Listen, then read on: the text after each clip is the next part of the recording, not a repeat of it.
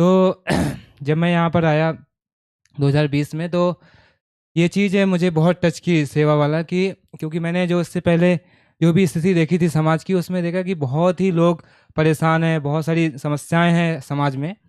तो उन सब का निराकरण मुझे चाहिए था। तो उसके लिए मैं ढूंढ ही रहा था कुछ रास्ता। मैं सोच रहा था आज ही सोच रहा था कि अगर एमसीबी के नहीं आया होता तो क्या कर रहा होता मैं। तो इतना मेंटलिटी बन गई थी कि कहीं ना कहीं मैं कुछ सेवा ही दे रहा होता, किसी एनजीओ में काम कर रहा होता, या कुछ खुद का कुछ कर रहा होता, या लोगों की मदद कर रहा होता किसी भी तरीके से।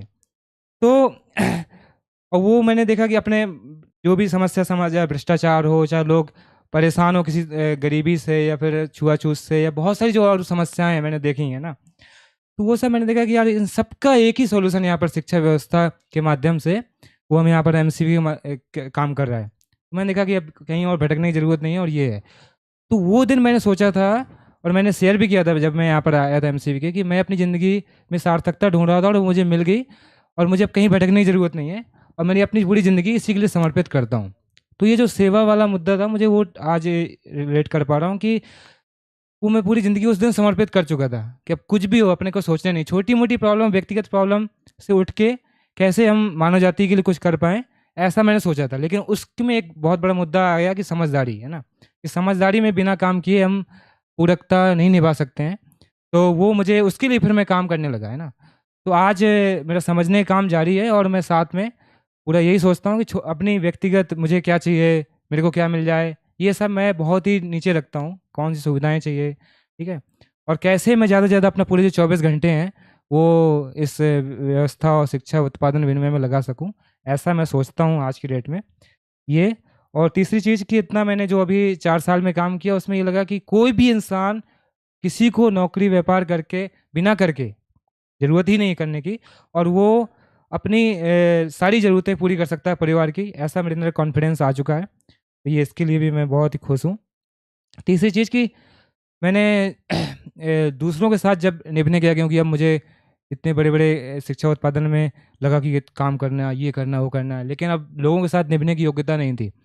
तो उसमें मैंने देखा कि बहुत सारे लोगों पे डाउट होता था कि ये आदमी कामचोर है, ये ऐसा है, वो है। लेकिन जब मुझे लगा कि अब अध्ययन किसका करना है, जागृत मानव का अध्ययन करना है, और वो चाचा जी का मैंने स्वीकार किया कि अब उनका इंटेंशन देखना, कि हर चीज़ में वो क्या इंटेंशन के साथ काम करते हैं। तो वो मैं देखना शुरू किया, और मैं वो इंटेंशन मेरा होता गया, और मैं उस इंटेंशन का बीज हर व्यक्ति में देखने लगा कि यार वाह, ये व्यक्ति ऐसा नहीं है जैसा मुझे दिख रहा है, इस व्यक्ति भी अच्छा करना चाहता है, और ये व्यक्ति एक दिन देखना जब समझदार हो जाएगा तो कुछ अच्छा करता हुआ पाया जाएगा। ऐसा मैं सोच के समाधान में आता हूँ, और मैं उससे सबके साथ खड़ा हो जाता हूँ। और मैं आज हर किसी के साथ काम करने के लिए तैयार हूँ शिक्षा उत्पादन विनिमय में, और मुझे ऐसा किसी के साथ ये नहीं दिक्कत होगी, इसके साथ मुझे दिक्कत होगी काम करने में, ऐसा कुछ नहीं होता। हाँ, अभी मुझे जो काम करना है कि मैं लोग मेरे साथ कैसे काम कर सकें, वो मुझे अपने अंदर योग्यता डेवलप करनी है, वो मेरा काम बचा है, तो मैं आगे करूँगा। तीसरी चीज़ है कि सदुपयोग की प्रवृत्ति अब धीरे धीरे डेवलप हो रही है, जितना मैं देख रहा हूँ चाचा जी को, उसके हिसाब से ये सब चीज़ें आगे मेरे काम करने के लिए हो रहा है। और ठीक है, इतना ही। और बाकी उद्देश्य की बात है, तो उद्देश्य हर पल मैं सतर्कता पूर्वक चलता हूँ कि कैसे अभी जो मैंने काम किया हो उसमें क्या उद्देश्य था या नहीं था, कुछ उद्देश्य के साथ कर पाया नहीं कर पाया, तो पूरा ध्यान देता हूँ। कभी मिस भी हो जाता है, लेकिन मैं पूरा चाहता हूँ कि हर पल मेरा हर उद्देश्य के साथ ही रहे, ऐसा मैं ट्राई करता हूँ। आगे भी इसका अभ्यास करूँगा और इसको सहज हो जाएगा, ऐसा मुझे लग रहा है। Thank you so much.